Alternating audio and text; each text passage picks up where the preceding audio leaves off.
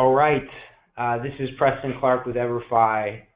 We're going to go ahead and get started. Thanks for so many of you who have joined us, and we're excited. We have folks from all over the country, from all job titles in higher education, and we're thrilled to be presenting. Again, my name is Preston Clark. I'm the president here of EverFi's Higher Ed Division. With me in the room here in California is George Homer, Vice President, who has worked with many of you probably know George. He's worked with hundreds of campuses on building and developing campus-wide approaches to sexual assault prevention, so a very relevant topic for him. He'll be speaking today out of the Boston office. Rob Bulow, Vice President of Prevention Education. Many of you also probably know him, and he's going to be a key part from a prevention perspective, both in general for our business, but certainly on this webinar today. So very excited to have him.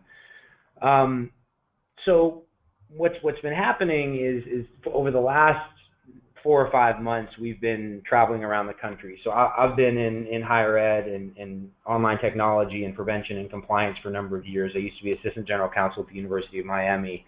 Understand this complexity of this issue at a deep level. It's what I get to live and breathe every single day, along with about 50 other individuals who are on my team. As we traveled around most recently, we've had a lot of conversations with many of you who are on the call, on the webinar today, around the complexity and the difficulty of deploying, managing, maintaining, getting buy-in, administering, maintaining, analyzing what is a campus-wide approach to sexual assault prevention. So on all accounts, we had the expectation that there would be a lot of folks who would be on the webinar today, because for so many of you, that was the expectation that this was a challenge you were having. We saw it, we felt it, but I don't think we anticipated this much. So as of an hour ago, there were 1,330 people registered for this webinar. We've spiked now to over 1,500. So with that, I want to sort of characterize and set the table for how I'd like the next 45 minutes to run. That's not very much time, so we're going to move quickly. There will be a recording sent, so for folks who are multitasking and for folks who aren't able to attend but are on your campus who you'd like to see this, I promise that a webinar recording will go out to you in short order. That being said, it's really, really important to me that we make this as interactive as possible, and that we'll have, I think, 4 polling opportunities, survey opportunities during the webinar today, and I would ask very much that you participate. And so I know some of you are in large conference rooms with your peers, some of you are, like me, you have 15 jobs, and so invariably you have 15 screens open on your computer right now, and this one is already probably closed, which is totally fine. But I just ask that you please, when we say it's time to do a poll, that you come back to the screen and you participate, because for a lot of you, you are very far ahead of this. You're very deep into campus-wide approach to sexual assault prevention. You're leading the industry. You have a huge team that's tasked with owning this, subject matter experts, etc.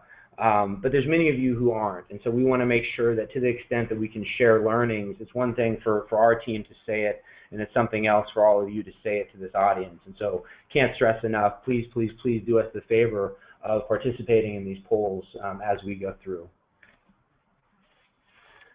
So what we found, and it wasn't entirely surprising, was that over the last 4 months, I've been on the road with George Homer, with Jen Davidson, with other folks, with Rob Bulow on the team, meeting with Title IX coordinators, VPs of HR, deans of students, provosts, presidents, you name it. We have sat down, across the country, in New York, in California, in Ohio, in Florida.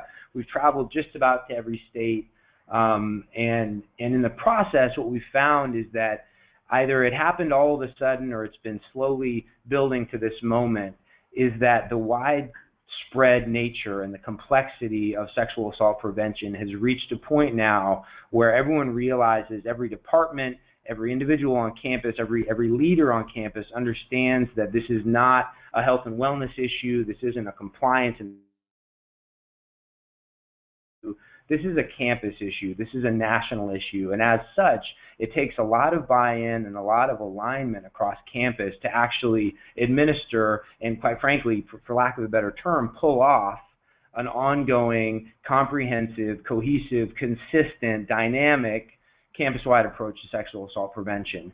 And so we know it's really, really difficult because as this, as the visual on the screen indicates, there's a lot of folks who care deeply about this, and so oftentimes what we find our job to be as the leader in sexual assault prevention in the U.S. for higher education is we're helping you navigate the complexity of your own organization. And so really the theme of today and what George is going to kick off the webinar with is talking about, as we look at what the elements that go into a campus-wide prevention program, he's going to talk about the considerations of how those different departments within the institution look at the various criteria and various elements of an effective campus-wide program. And so with that, I'm going to turn it over to George Homer as a brief introduction. George has been in the compliance technology space for 10 years. He's worked with hundreds of colleges and universities. Oh, and I forgot, I have our first poll, so I just got a signal, so I'm already off pace here. So I mentioned we're going to do a poll, so for those of you who've already gone to another screen, please come back. I'd like to indicate, this is important, which department do you represent? I want to give everyone, the now close to 900 people who are on this webinar, a snapshot of the departments that are represented, because that's sort of, it's coupled with my earlier point about this is a broad issue that's touching all campus, it's across campus, and so I'd like to just quickly run this poll. It's going to come up on your screen in about 3 seconds. We're going to leave it open for about 60 seconds, so please, it'll take you only a second to do. Please indicate which department you represent on your campus, and then we'll publish that back to you in just about a minute. So I'll sort of pause here for 1 second to let everyone participate.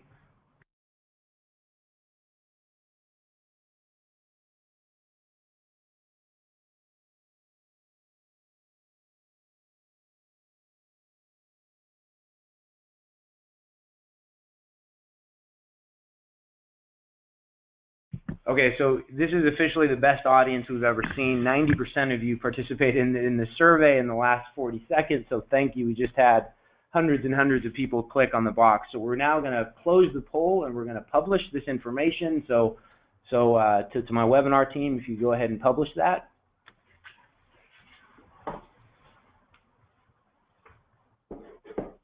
All right, so interesting. So student affairs, 37%, human resources, 9%, health and wellness, 13%, Title IX, general counsel, 27%, and 15% for others. So awesome turnout, awesome. Thank you all for participating. First of all, more polls to come in the next few minutes.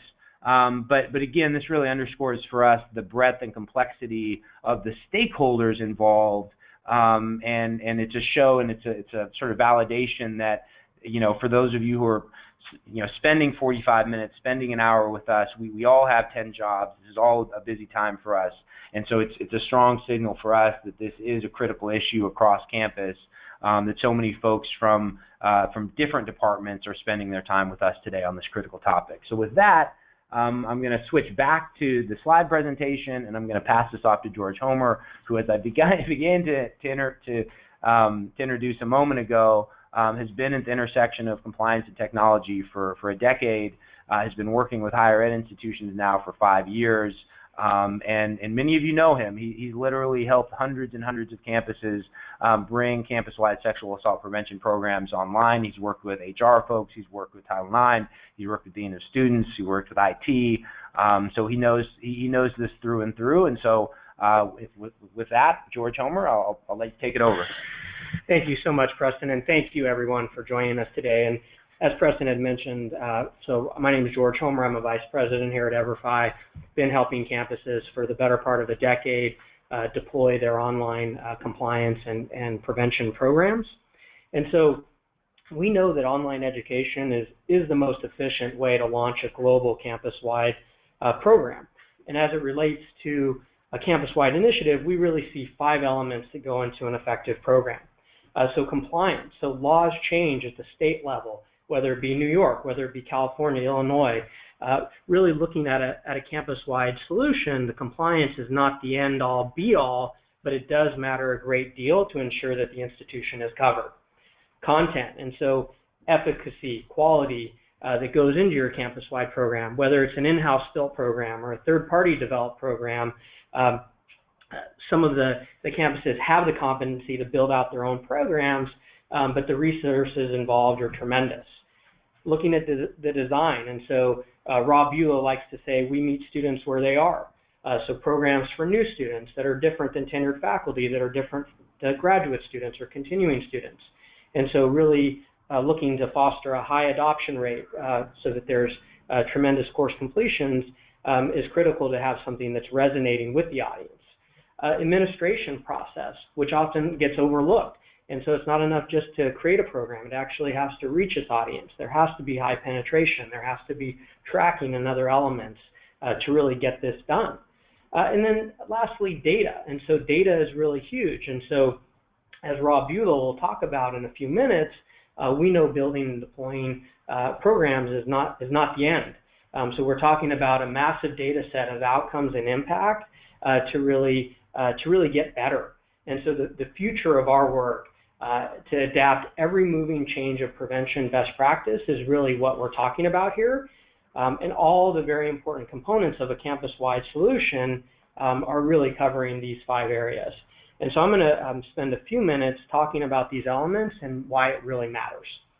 And so looking at 1 through 5, and so talking about compliance, so who in the institution cares about these elements. And as I mentioned previously, we've been going around and visiting campuses for the last 6 months, and Preston, myself, Jen Davidson have been spending a tremendous amount of time with you folks, with campus leaders, and really doing a lot of listening.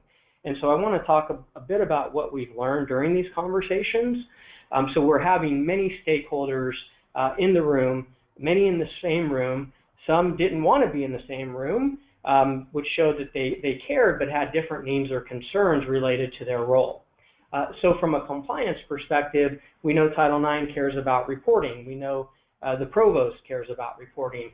But we know that health and wellness, really compliance is not the main driver. We know that prevention, best practice is something that these folks care deeply about. And so that needs to be covered. And so we know that these folks aren't looking just to check the box. And so really addressing each person in the room who has a stake in this and what their role plays. Looking at content, so prevention expertise, so departments that are focused on substance abuse, really the intersection between Title IX and health and wellness and HR and meeting the compliance requirements, but also providing evidence-based programming to hit the mark and move the needle on behavior change, because that's what this is really all about. Design.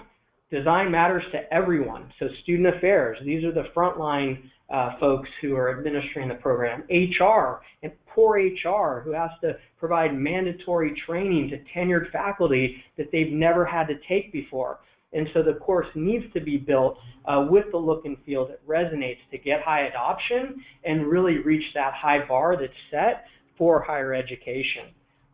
Administration, and so this is very interesting. And so some folks focused on outcomes and population reach. Smaller campuses are looking at deployment differently than larger campuses, but in all cases, administration matters.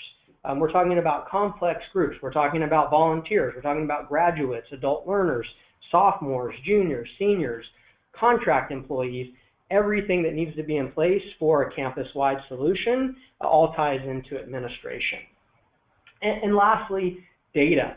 And so we say data generally, but it's different data in different areas. And so data from a compliance perspective, data from a best practices perspective. We all agree it's important, but for different audiences and different context. And so we want to see the impact of these programs of moving the needle on preventing sexual assault. And so looking at it in course surveys, in climate surveys, it's universally understood around a campus-wide prevention solution. And so these are the 5 elements as we see them. There was a time when a lot of campuses were looking at this from a primary prevention program, but complexity has really been driven by compliance. And which was once a short window of time where campuses sprinted to get something up and done, we saw this go from incoming folks, new students, new employees, to grow into something that's much bigger. But we believe that it's critical in building out a campus-wide solution that all of these areas are addressed. And if I can jump in for a minute, as we transition to Rob here in a few minutes, I think the intersectionality of this is what's most important for us, because we understand that compliance can propel this, but the alignment of compliance from a global perspective, where we talk about annual ongoing training for an entire campus population, is also in line with training best practices and prevention best practices that Rob will speak to. And certainly, as we saw with the 2017 White House guidance, that's in line there as well. So I'll pass it back to you, George. Thank you, Preston. And so I'm going to take you folks through an overview of the White House guidance from earlier this month, as well as compliance requirements that we've seen over the last few years. And this may be familiar to many of you, so I'm going to move through this rather quickly, as we do have a lot to cover. And we will send out this document, the guide, as well to all of our attendees, so you will have a copy of that. And so earlier this year, the White House, under former Vice President Biden, released a very interesting document talking about really some interesting aspects which are in alignment with how we think about a campus-wide sexual assault program. And so, ongoing prevention education and training programs for students, from freshman orientation through graduate school, are critical for imparting skills to students and sending a strong message about campus culture. And so when we look at campus values, this can really signal apathy, or it can signal that folks care about this. And so we know the beginning of the school year is the most risky time for sexual assault. And so we're focusing here on August through October, but we also know that students need to be educated throughout their entire academic career. Getting into some of the other components here. So we know that it's a critical time for first-year students, for transfer students. We know many times graduate students get overlooked, and there is no silver bullet for this. Not EverFi, not anyone. This really has to be an ongoing program to address these very important issues.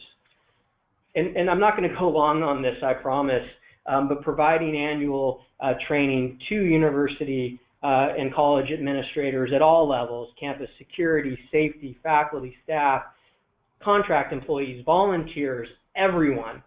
So we say a lot when we talk about faculty, staff, but we're talking about a number of other groups that sometimes get overlooked that still present a really unique risk of interacting with your students and employees, and can be overlooked in many situations.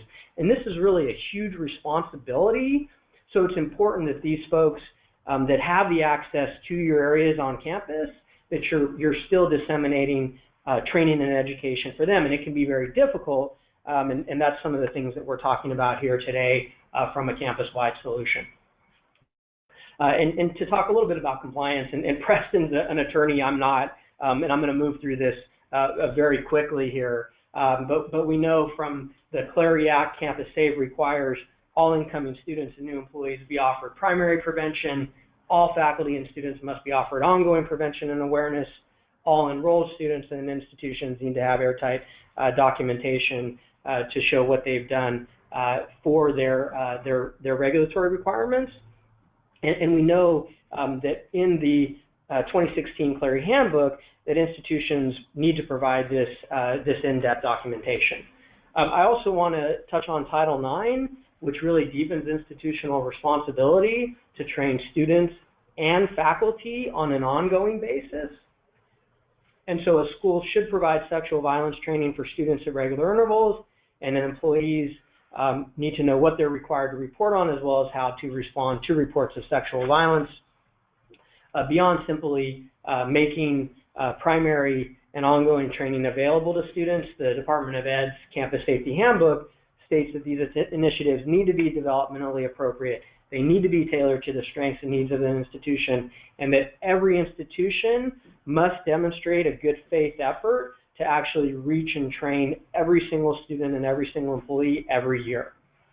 And so we talk about a campus-wide approach to sexual assault, and I think it's really important to define what that means. And so to recap, from my perspective, there's 5 very important elements behind a program to consider. It's important to be empathetic and to really care about these different areas.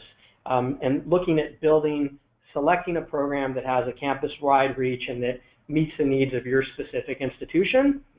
And when we talk about the White House guidance in defining the scope of what's required and what's important, and to say that a campus-wide approach for new hires and students, that's really categorically different than a campus-wide approach for your entire campus.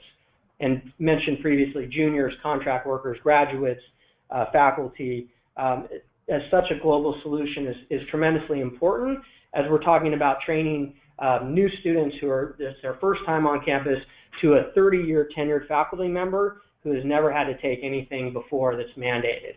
And so they can't watch the same course every year. It can't be low quality. It has to look good. It has to resonate to meet the mark. And so I'm going to turn this back over to Preston for another poll to administer, and Rob Beulah will be coming shortly. Great. Thank you, George.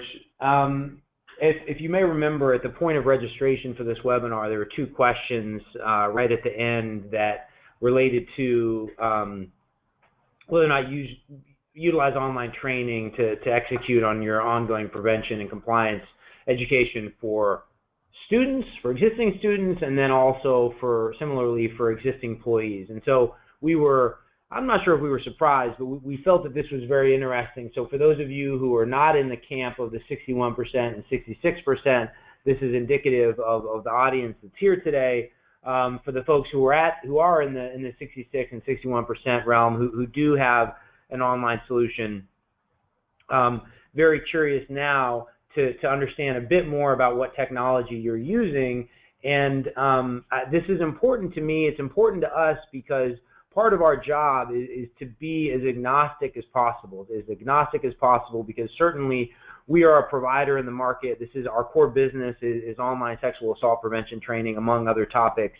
But we realize that there's a lot of different ways to approach this, and we certainly want to support you in whichever way you go about doing this. And I mean that, from the bottom of my heart, we're committed to sexual assault, sexual violence prevention, and however that manifests, so long as it's done well, and if there's any way we can support you, that's great. This poll that we're going to put up now, which tool technology do you use to administer online training to your student population, is important because I want the folks who are not in that 66% or the 61% camp to understand which technologies all of you are using. If you're using multiple technologies, I believe that the answer choices are available. You can click more than one. We're going to go ahead and launch that poll now. We'll keep it open for about 45 seconds. So please, for those of you, this is the buzzword poll. If you're doing something else, please come back. Especially if you're not doing something, you don't have to participate already from a technology perspective. But if you are, definitely would like to see that data feed coming back. So we'll leave it open for 1 more minute, maybe 30 more seconds, and then we'll post the results.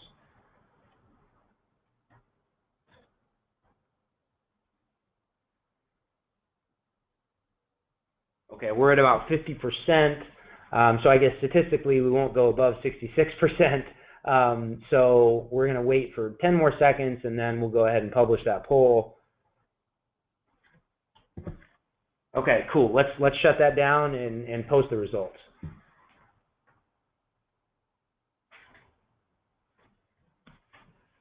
Great. Okay, so when we talk about student population, we talk about the administration. So obviously there's a bias shift here because for the folks who are existing customers are more likely to come to an event we host. So I don't want to indicate that there's not bias built into the audience here today, because there certainly is. But very curious and very interesting to see the level of adoption and integration with Blackboard, which we know many of you have probably adopted from a technology perspective. Certainly Workplace Answers, again, we love the work they're doing. Third Millennium, there's a lot of other providers out there who, in addition to content, also have an administration tool. Canvas, D2L, obviously huge providers in the market as well. So very, very useful. Now let's jump to the next poll question of a similar context, and I want to be respectful of time. So we'll move through this really quickly. Exact same rationale. This is now the employee population. So if everyone could just take 30 seconds to complete this one, and then similarly, if you have more than one LMS or technology platform that you're using to deploy training to your employees, feel free to click more than one box. We'll leave this open for just another minute. And you need not be the HR person or the person on campus who owns this. If you're a dean of students, but you know that the employees are using technology X, that would be super helpful for us to know. Okay, we're just above 50% completion, so I'm going to wait just one more minute. Folks, please participate. This is really valuable information. The information is not public, so we're posting these as anonymized data points. So if you're concerned about this information being published, you have my word, as a company and as the president, that's not the purpose of this. This is just for the purposes of the webinar today to show the folks who are on here what technologies are being used. So let's go ahead and close that poll and publish it. Okay, so on the employee side, I'm pausing for a second because I think I anticipated the cornerstone would be higher. Again, the same bias as I mentioned earlier for EverFi. Law Room was the name of our employee LMS. So it's always going to shift in towards bias with this audience, Blackboard, Canvas, D2L. So it's interesting to see what technologies are being adopted out there. So again, thank you very much everyone for participating. And let's go ahead and continue back with the presentation. Okay, so Rob Bulow, we didn't do a sound check for you, Rob, so I really hope that your audio is going to come in great. He's in our Boston office. He heads up a prevention education team, which is an awesome group of individuals that I'll let him tell you more about later. For a cohort of registrants, a random sampling of about 300 of the registrants, we sent a survey that you folks participated in. It took about 10 minutes, which is also really interesting in terms of it gleans some really interesting insights into how your campus looks at the different priorities of the 5 elements that George mentioned earlier. And so with that, I'd like to turn it over to Rob, and Rob, the stage is yours. Great, thanks so much, Preston. Just to confirm, can you all hear me out in California as a proxy for folks on the webinar? Yes, sir. Great. All right, thanks Preston, thanks George, and thank you to the about 120 of you all that participated in our prevention priority diagnostic. So as Preston said, this is a tool that we developed to help better understand how important schools rate each of those 5 elements of a comprehensive prevention program that George outlined earlier.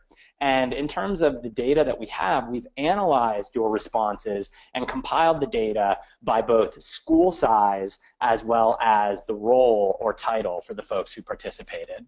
So let's go ahead and move to the next slide and share the first results. So this slide is our analysis by school size, but I want to first take a moment to just orient you to the data.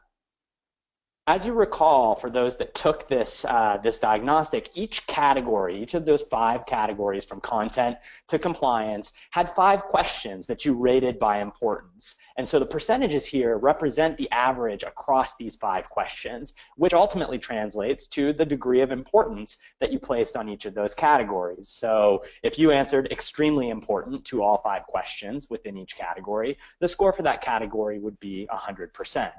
Conversely, it would be 0% if you answered not at all important to each question. The average across all 119 respondents to the survey can be seen in the blue box on the right side of the slide. So rising to the top in terms of priorities were compliance and prevention content. And certainly that's not a surprise for us to see, and certainly we know that those 2 things are inextricably connected in so many ways. And those priorities were followed closely by design, by administration, and by data. And then when you look at the bulk of the content in the middle of the slide, there's some variability across schools of different sizes, but the responses largely indicate alignment in priorities across each of these categories. So let's see if that holds through with roles. So moving forward to the next slide, we did also examine the data by roles, breaking down respondents into 3 categories that captured the majority of the titles that we saw in the responses. So student affairs administrator, senior student affairs officer, or a representative from Title IX or HR departments. And generally speaking, when we launched this tool, we really didn't know what to expect, although it did seem obvious to us that different stakeholders would have different priorities. But when we looked at these data, we were actually surprised and pleased to see that the responses were largely similar across each category of respondent, which demonstrates to us a general alignment in priorities when it comes to campus-wide prevention programs. And I think that's a great thing when it comes to sort of building buy-in and collaboration across large and complex organizations like we know higher ed to be. The slightly lower prioritization of data that we see, particularly among student affairs administrators, to me represents an important area for both improvement and innovation, as measuring impact, tracking participation, and benchmarking progress are key elements of both complying with mandates and aligning our prevention strategies with best practice. So moving forward to the next slide, when it comes to existing research and frameworks for prevention best practice, the 5 categories of our diagnostic are actually pretty well reflected in the 9 principles of effective prevention that are drawn from a widely cited 2003 article. You can see the citation at the bottom. Certainly happy to share that with folks if you'd like to read that more in depth. Each of these 9 principles are really important in outlining a comprehensive prevention strategy. And that alignment with our diagnostic is particularly true when we look at the specific items that got the highest priority within our tool. So aside from 2 questions that were specifically about compliance with state and federal training requirements, the next highest rated priority was that content reflects the diverse backgrounds, experiences, attitudes, and behaviors of today's learners. And then rounding out the top 5 in terms of priorities was the ability for prevention programs to address ongoing training requirements. And so you can see with the orange dashed boxes up in the slide here that the priorities that you all indicated were important to you in terms of those 5 key areas of a campus-wide prevention program are actually really closely aligned with some of the important priorities of using varied teaching methods, making sure that there's sufficient dosage in the cadence of our prevention programs, that we're appropriately timing the delivery of our programs, and that they're socioculturally relevant. So this is generally a public health framework, and as such, these principles rely on a foundation of population-level implementation for culture change to take place. And as I'm sure many of you know, the breadth, the depth, the cadencing, and complexity of both designing and delivering a research-informed, theory-driven, campus-wide prevention program can be a pretty daunting challenge, particularly when you take into consideration the insufficient funding and staffing that tend to be in place at most institutions. And we've certainly got pretty robust data on funding and staffing numbers as well, and it's just not an appropriate amount for us to be really taking meaningful swings at these pernicious challenges. And while technology is by no means a silver bullet, it absolutely can be a cost-effective addition to a prevention strategy, and it does help to address some of the more challenging areas of scalability, adaptive content, dosage, and data reporting. All right, moving forward to another framework, and this is one that we've put together here at EverFi with our team of prevention experts and the collaborations that we've built with leading prevention professionals and researchers across the country. The key point here is that we recognize that good campus-wide prevention is more than just the programs that you deliver. You've got to have the right people bought in across campus in a meaningful way in order to really institutionalize a commitment to doing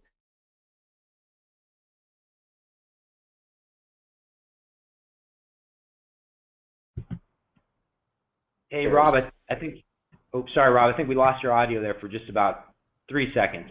Sure, where did I drop off, Preston? I think it's around having the right people bought in on campus in a meaningful way. Great.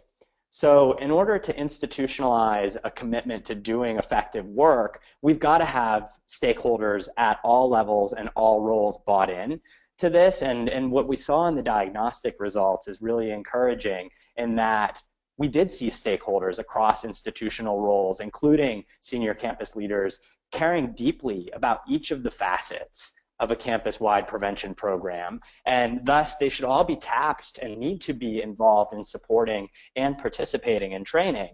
But beyond just support and resources, there's got to be intentional strategic planning using campus data.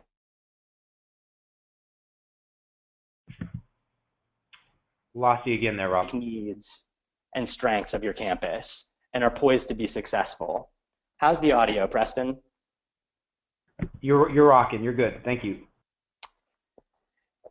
These approaches also, so using strategic planning, using campus data to ensure that prevention strategies are aligned with the needs of our campus, they've also got to be backed up by a set of policies that are widely distributed, consistently enforced, and ultimately demonstrate the institution's values, expectations, and commitment to safety. So as you can see in this framework, even though programming is just the tip of the iceberg, the core elements of a campus-wide prevention program directly align and support each component of a comprehensive prevention strategy.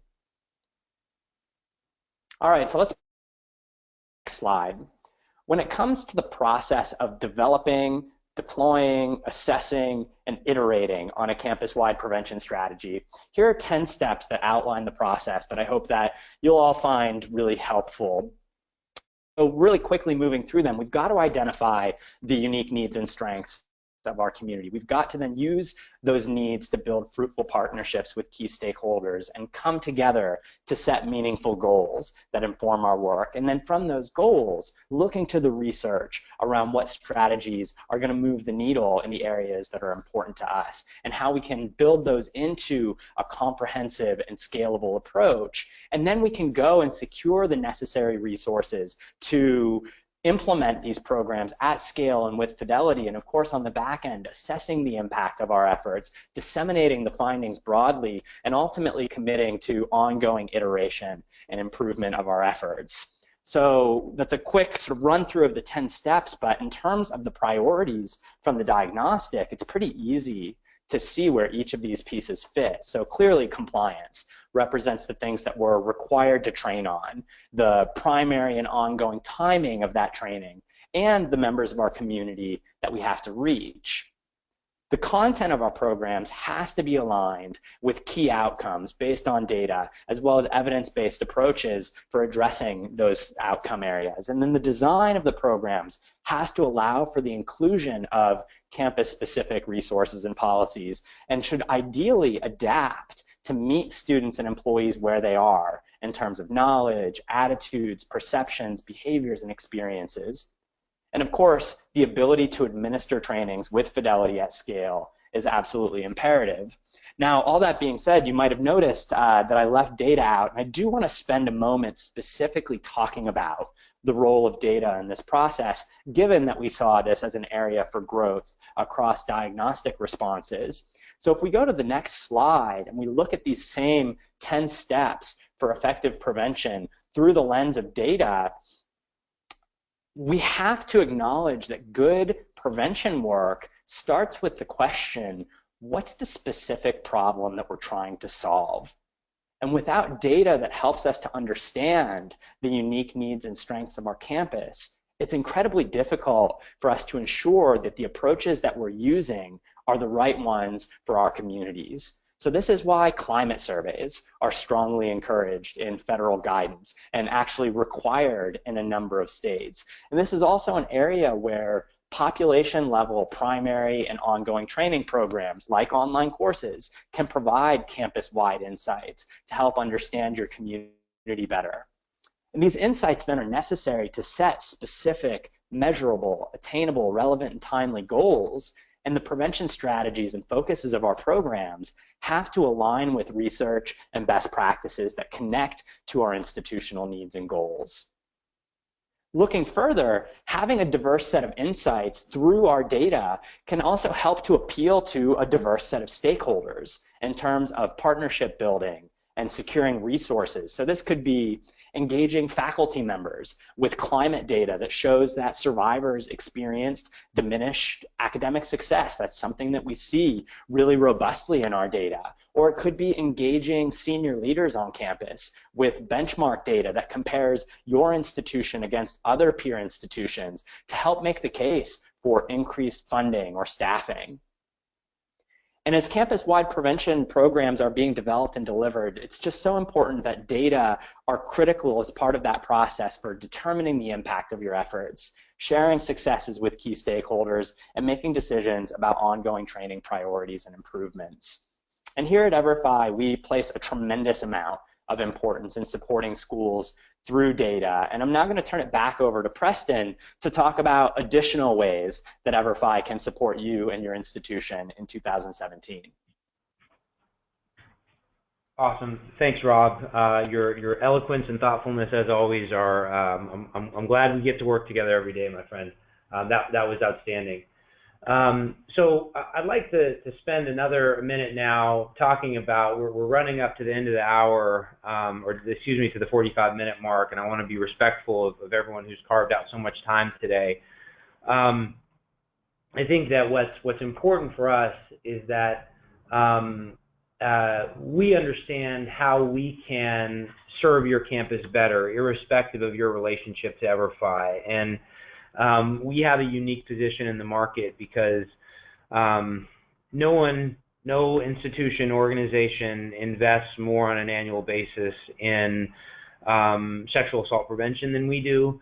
And so we see it both as a responsibility and a privilege to be able to share insights, share best practices, and to support your organization in a host of different ways, irrespective of your, quote unquote, business relationship with us. And I mean that genuinely. And so before I run down these 7, I believe we have one more poll that we're going to go ahead and activate. This one sort of helps us understand, we've made the broad blanket statements that, activating and deploying and maintaining a campus-wide sexual assault prevention program is hard, it's difficult, it's challenging, but we'd like to put some context, given that there's still 850 of you on this webinar. We'd love some data points back from you on what are the issues that are most challenging for you as you think about deploying your own or maintaining your own campus-wide sexual assault prevention program. So we're going to go ahead and launch that poll now. What is the greatest challenge you face in launching and maintaining a campus-wide sexual assault prevention program? Your answers to these are not public. I can't stress that enough. This is for the benefit of the folks who are on this webinar. It's published anonymously, so that will be displayed as such. So if you could go ahead and complete that now. We're just at about almost 50% completion, so I'm just going to leave it open for. I realize this one is maybe more difficult. You do get multiple answer choices on this one, so you're welcome to answer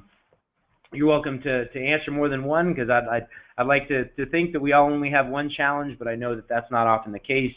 So we'll leave it one more minute. We're at 60%. I'd like to see if we can get to 70. I just want to get as much data for you all to see as possible. So if you could just take one more minute, great. There we go. We're at 70%. So let's go ahead and close the poll now, and we will publish that result. Okay. So there we go. Decentralization, misalignment, that was very politically worded, as you can probably appreciate. I realize that there's a lot of internal politics and decentralization within institutions, and we respect that fact because there's a decentralized spirit and nature that allows for academic integrity, and so a lot of the institutions have been built on a foundation of decentralization, but when it comes to prevention and compliance, it's where there becomes a conflict. So it's interesting to see that. Lack of resources, no surprise there, both budgetary, both staffing, It's part of the reason, quite frankly, that we're in business, because we know that this is a very difficult thing to fund and deploy and build and maintain on an ongoing, perpetual basis at the campus level. So, so no surprise there. Course development and maintenance, there's many institutions that we talk to who have the subject matter expertise to build out their own programs. They focus on that deeply. They build a great program, and then 3 years later, the administration comes back and asks that individual to build it again, and it's like, oh my gosh, like that, I put my life into that thing. I didn't know I was going to have to do it again every 2 years or every 3 years. So that's not surprising as well. Measuring outcomes, ROI justification. This one is interesting for us because we'd like to believe that prevention education isn't something that needs to have an ROI attached to it. You don't hear EverFi talk about student retention in our content and in our presentations, because we think of these things as there's inherent good in addressing and minimizing sexual violence on campus, but we understand that by the time it gets to a president or the CFO, that there at least has to be some consideration there. And then administration, data integration, again, that's, we've had some survey or polling questions already on that. So I'm actually, it's great to see that this is lower than it is.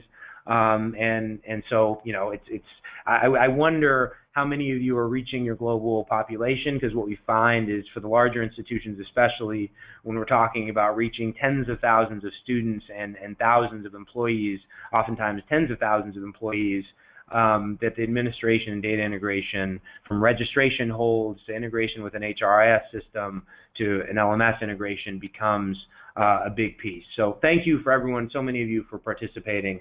And now let's go ahead and move back. We are at the end of time that we allowed for us, but hold on just one more minute. I want to go through, we're going to sort of do one more event here, and this is a little bit tedious. There's a list of 7 things. We can get that on the screen now. I don't see that, sorry. The list of 7, guys, it was just up, and there we go. Okay, so how can we support your campus-wide goals in 2017? I'm sorry that we're a few minutes over. So as I mentioned, we want to be a resource for you, however, in whatever way we can. We have 50 people who are full-time in higher ed and prevention education, from engineers to product developers to instructional designers to prevention experts to attorneys to compliance experts. And we know that, as the previous poll indicated, that budget and staffing and resources is a big constraint. And so I mean this genuinely, as I hope that you will lean on us for as much support as we can give you, understanding that there's still hundreds and hundreds of people who are tuned in. So what I'd like you to do now is, each of these items has a number, 1 through 7, and you have a chat box, a question box on the right-hand side. If you would like help with any of these 7, to type in the number. If you'd like help with all 7, you can just type all, and that's fine. But let me just go through what each of them represent quickly, and then I'll let you get back to your busy days. Communication and administration planning. So when we talk about a campus-wide approach, the communication, the delivery mechanism of reaching 90% of your students, 90% or more of your faculty and staff, volunteers, contract workers, that is a big task, and the communication aspect is something that we work with a lot of campuses on. So even if you're with a competitor, even if you're doing it yourself, you would like some best practices and some recommendations on designing an effective communication plan to increase adoption of your campus-wide program, we're happy to help there. Type number 1. If you'd like help designing a 2017 campus-wide training plan because you're not sure which courses you should be using, even if you're already a customer of ours and you look at our library and you're not sure which of our breadth of courses you should be using, let us know. If you're with a competitor, we'll still help you. We'll go through their catalog with you and give you recommendations on how to use it more effectively. I mean that sincerely. Number 3, data integration. Only 25% of you suggested that was a hurdle for you or a challenge for you, so maybe you don't need help with this. But if you're trying to do registration holds to get to 100% student adoption, this is something we can help you with. Type in number 3. Course content, program review.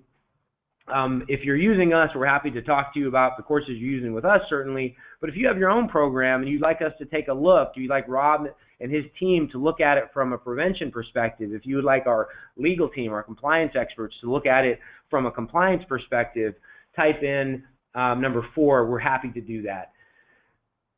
We are publishing in a couple of weeks the 2017 Prevention and Compliance Report. Rob is going to talk about it later, but this is an amazing compilation of data that many of you have participated in. If you would like to see this from a benchmarking perspective around how your peer institutions are addressing sexual assault prevention, this is a very comprehensive. I read the latest version last night, and it blew me away at the data and insights that we're gleaning from this. If you'd like a copy of that when it comes available, which will be in a couple of weeks, type number 5.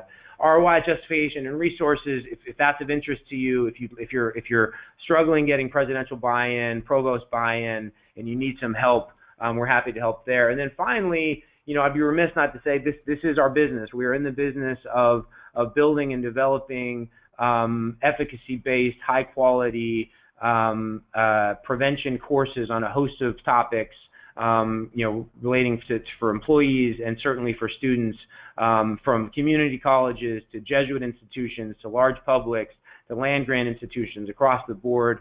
We're in almost 1,500 campuses now, so go ahead and type number 7, and that'll indicate that you'd like to learn more about becoming an EverFi customer. So I'm sorry that I've gone over. I'm going to let the folks who need to go, but for those of you who have blocked off a few more minutes, what I'd like to do now is ask George and Rob to come back for a second. We have so much.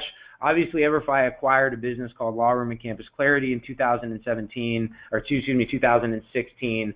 We have a lot on the product roadmap, new drug and opioid course, so much coming down the pike that, both for customers and non-customers, I want to give those folks, I want to give all of you an opportunity to learn what's coming next. And then we have launched the Campus Prevention Network, which is going to be a host of resources that are available to the public that I want Rob to talk about, among other things, our annual summit.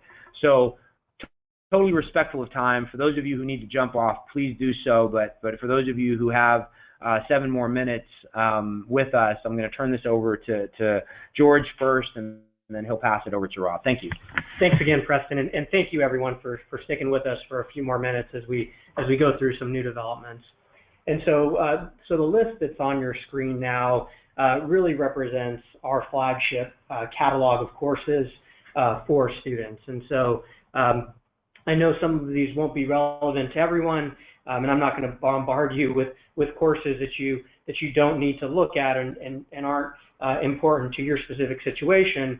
But we are going to provide unlocked demo access for courses that are relevant to your role or your needs. And so I'm going to apologize now for this tedious ask, but if you can just type in the course name into the question or chat box that you want to review, and type in as many as you want. If it's Haven, if it's Alcohol EDU, if it's all, just put in all. And so we're going to send you unlocked demo access so that you can actually view any and all of the courses that you want. So just type in the specific name or all of the courses.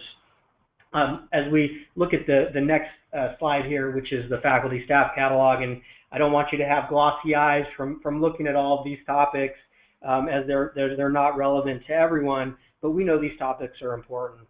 And so we have a tremendous amount of risk management, Title IX, harassment prevention courses. We're just launching a new flagship diversity and inclusion course that's coming out in 4 weeks. And so please let us know by typing in the chat box which courses that you would like to review. Like I said, again, I'm going to apologize for the work of typing in each name, but if you want to look at all of them, just put in all, and we're going to get you those unlocked demos to review here shortly.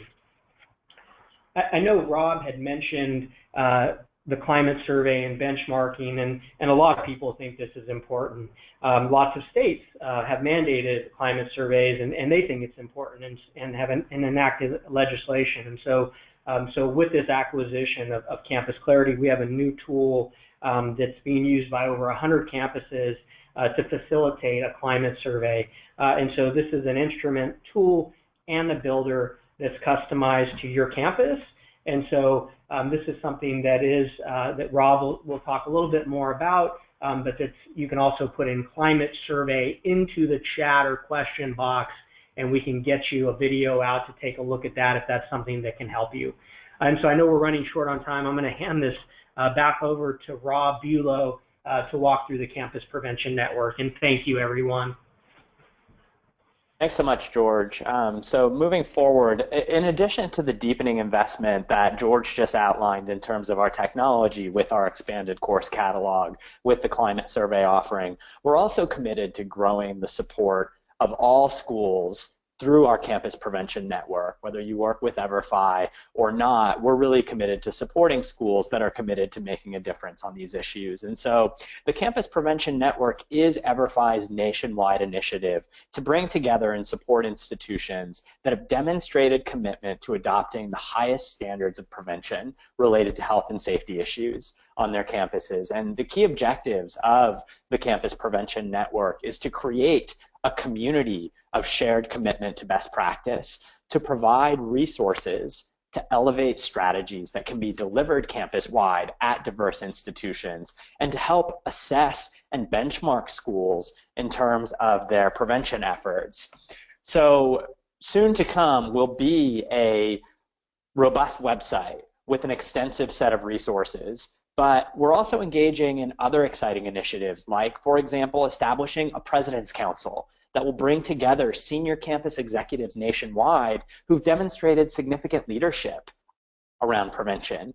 And our goal is to elevate the visibility and importance of presidential level support for comprehensive prevention that can ultimately serve as a precedent for campus leaders across the country. So if you believe that your institution's president or chancellor should be considered for this initiative, jot in a note, just type president now, or in our survey after the webinar, you can nominate your president there as well.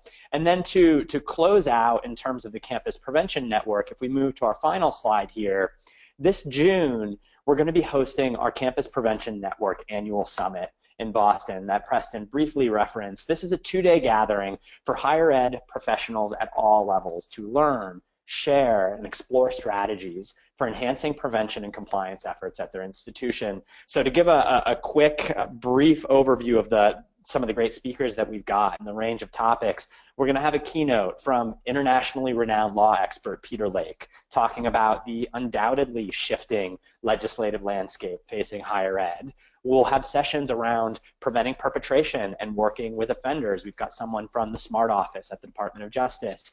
We'll be addressing the alcohol and sexual assault connections, the campus implications of recreational marijuana laws, culturally sensitive adaptations for prevention programs. That was a big priority from folks in our diagnostic. The role of senior student affairs officers in an evolving campus climate. This is our 9th summit, and it's sure to be our biggest and best yet. And as you can see in the quote on the slide, as one attendee put it, I've attended the summit in the past and have found it to be a firehouse of amazing information that's impacted our planning and practices greatly. And that's exactly what it's intended to be. So if you're interested in learning more about the summit, type summit in the question box and we'll get back to you with a special offer around registering and joining us in Boston in June.